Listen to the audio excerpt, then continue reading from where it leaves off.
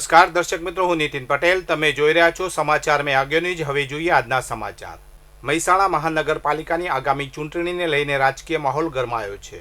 ભાજપમાં ઉમેદવારી કરવા માટે કાર્યકરો અને દાવેદારોમાં ભારે ઉત્સાહ જોવા મળી રહ્યો છે. આવતીકાલે ભાજપ દ્વારા સેન્સ પ્રક્રિયા હાથ ધરવામાં આવશે. એ પહેલાં આજે રાધનપુર રોડ પર સિટી સેન્ટર કોમ્પ્લેક્સ ખાતેની ઓફિસ પરથી દાવેદારી માટેના ફોર્મ વિતરણની પ્રક્રિયા હાથ ધરવામાં આવી હતી, જ્યાં ફોર્મ મેળવવા માટે લોકો કલાકો સુધી લાઇનમાં ઊભા રહ્યા હતા. ચૈત્રી પૂનમના પવિત્ર અવસરે મરતોલી સ્થિત ચહેર માતાના મંદિરે દર્શનાર્થે જતા યાત્રાળુઓની સુરક્ષા માટે સાંથલ પોલીસ દ્વારા એક પ્રેરણાદાયી અભિગમ અપનાવવામાં આવ્યો છે.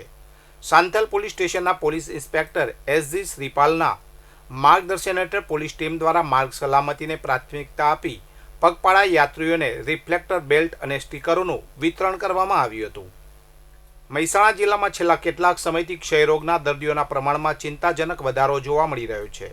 સરકારી આંકડાઓ મુજબ વર્ષ 2025માં જિલ્લામાં 1355 ક્ષયના દર્દીઓ નોંધાયા હતા, જેની સામે વર્ષ 2026ના પ્રારંભિક ગાળામાં જ અત્યાર સુધીમાં 1241 જેટલા દર્દી સરકારી ચોપડે નોંધાઈ ચૂક્યા છે.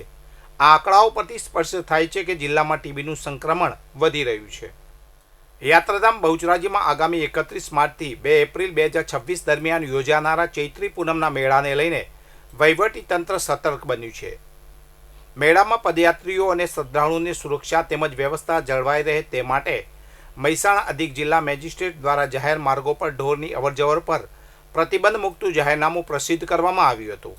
આ જાહેરનામાનો ભંગ કરવા બદલ બેચરાજી પોલીસે 2 શખ્સો સામે કાયદેસરની કાર્યવાહી હાથ ધરી છે. કડીમાં સ્થાનિક સ્વરાજ્યની ચૂંટણીની તૈયારીઓ શરૂ થઈ ગઈ છે. રાજ્યમાં આગામી સમયમાં યોજાનારી મહાનગરપાલિકા, જિલ્લા પંચાયત, તાલુકા પંચાયત અને નગરપાલિકાની ચૂંટણીને લઈને રાજકીય ગરમાવો જોવા મળી રહ્યો છે. ભારતીય જનતા પાર્ટી દ્વારા ચૂંટણી લડવા ઈચ્છુક ઉમેદવારો માટે ફોર્મ વિતરણ શરૂ કરવામાં આવ્યું છે.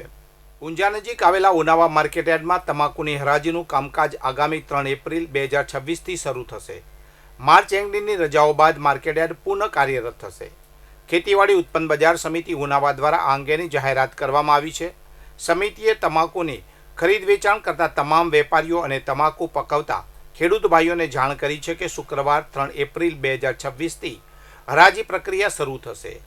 ઉનાવા એપીએમસીના સેક્રેટરી રાજેન્દ્રભાઈ કે પટેલે જણાવ્યું હતું કે તમાકુ પકવતા ખેડૂતોને તેમના માલના પોષણક્ષમ ભાવ મળી રહે તે માટે તેઓ પોતાનો માલ ઉનાવા માર્કેટયાર્ડમાં લાવે, આ વ્યવસ્થા ખેડૂતોના હિતમાં કરવામાં આવી છે. વિસનગરની સાકરચંદ પટેલ યુનિવર્સિટી સંચાલિત Nutan medical college and research centre ખાતે વર્ષ 2020-21ની બીજી બેચના MBBS વિદ્યાર્થીઓનો ગ્રેજ્યુએશન સમારોહ યોજાયો હતો. આ કાર્યક્રમમાં કુલ 153 વિદ્યાર્થીઓને મેડિકલની ડિગ્રી એનાયત કરવામાં આવી હતી. આ સમારોહમાં ગુજરાત મેડિકલ કાઉન્સિલના પ્રેસિડેન્ટ ડૉક્ટર નીતિન વોરા મુખ્ય મહેમાન તરીકે ઉપસ્થિત રહ્યા હતા.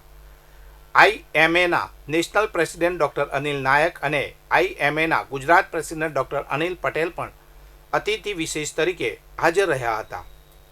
વધુ સમાચાર માટે જોતા રહો સમાચાર મેં આગે ન્યૂઝ. નમસ્કાર.